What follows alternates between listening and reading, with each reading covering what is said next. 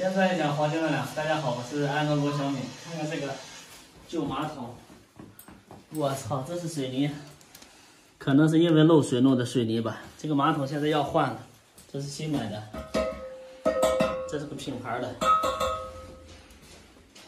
现在冲一下水，看看它这个冲水效果不行了。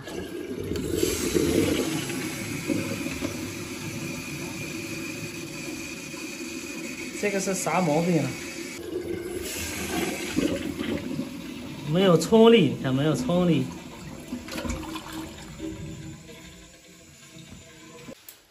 还有啥别的？我的天呀，到底是？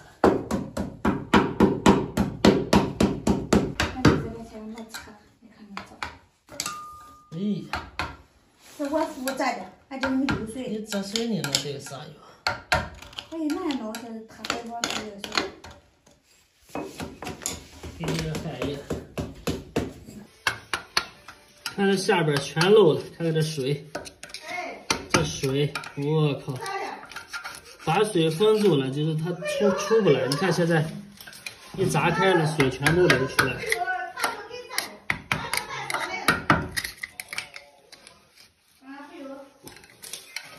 见证奇迹的时刻到了啊！我们拆起来，直接把它掀起来看。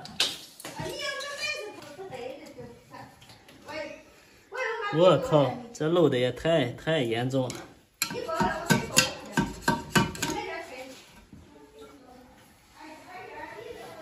它下边早就已经漏了，你看漏成什么样子，全部都漏了。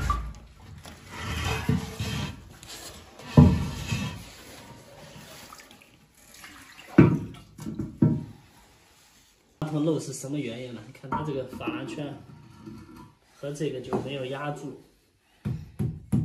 没有压实，时间长了一直在漏。这个东西应该也，这个东西也破了。这个，这里也漏水。这就是一杂牌马桶，两出水的。像现在的品牌的，这个品牌马桶全部都是单孔的。我们把这个放倒，看看它的这个对比一下它这个结构。两个马桶做个对比，我们看一下这个整体就是一个单孔的，就是一个单孔的。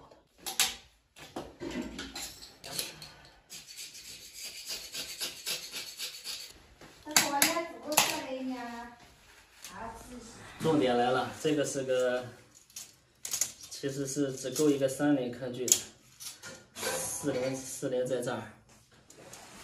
这个马桶的4连在这儿，然后我们再看这个新马桶，我们用这个杆子呢，就当是后墙吧，然后从这里量到这里，看一下这个坑距4连刚好在这儿，4连已经到这个边了。如果正常情况下，我们的4连要在这个中间，现在差了有1公分、2公分。想个办法处理一下。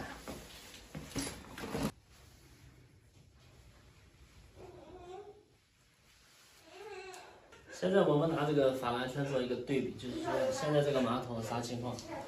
它顶着后墙压过来以后，刚好这个边就压到这个边上了，这样放不下去。我们要把这个管给它切下去，切一个椭圆形，刚好这边就可以放下去了。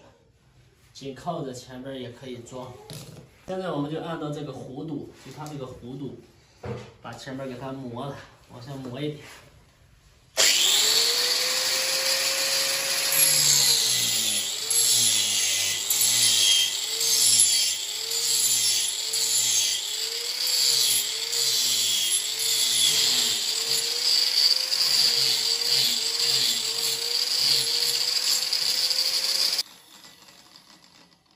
现在这个法兰圈就可以放下去了，而且紧贴着这个管壁向前移，可以移到最前边来。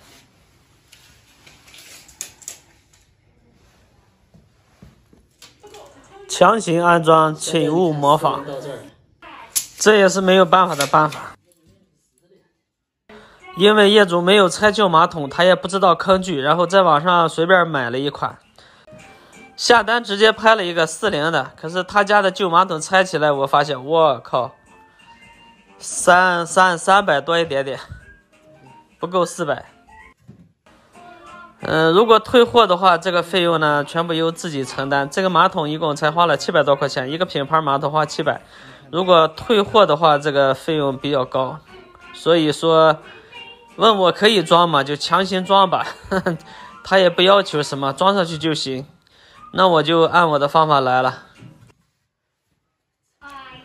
我本人呢也这样做过，我也想不到其他更好的办法。评论区的师傅们，如果看到这个有什么好的方法呢？评论区给我留个言，以后遇到这种情况我就改进一下方法，是没有问题的。不过要简单实用的。但是呢，它还有一个问题要处理一下，就是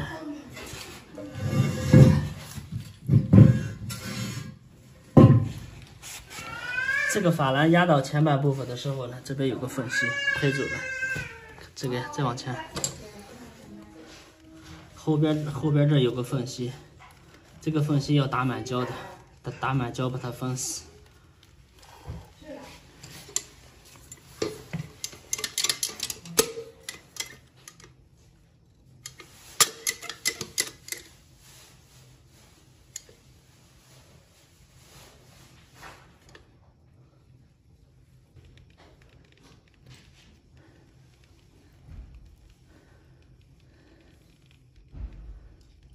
打这个胶的目的是防止它反抽气，因为后边这压不住了。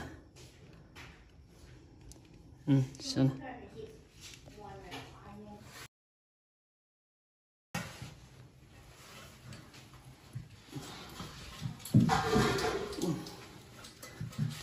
好了。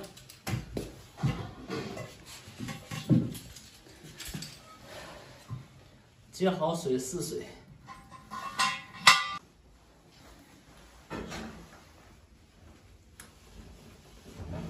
最重要的一步就是试水了，试水没有问题的话，这个就很完美了。之前这个马桶也靠不了墙，这就是歪打正着了。本来那个是30的，这个是40的，强行安装。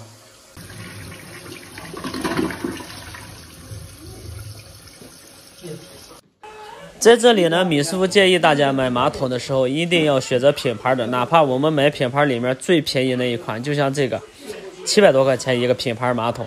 第一，它节水；第二，它的釉面做的比较光泽；第三，它那个静音，冲水的时候声音小。再一个呢，就是单孔的马桶一般安装好它不容易漏水，像那个双孔的后期另一个孔它会破裂，然后就会漏水。好了，本期视频就分享到这里，拜拜。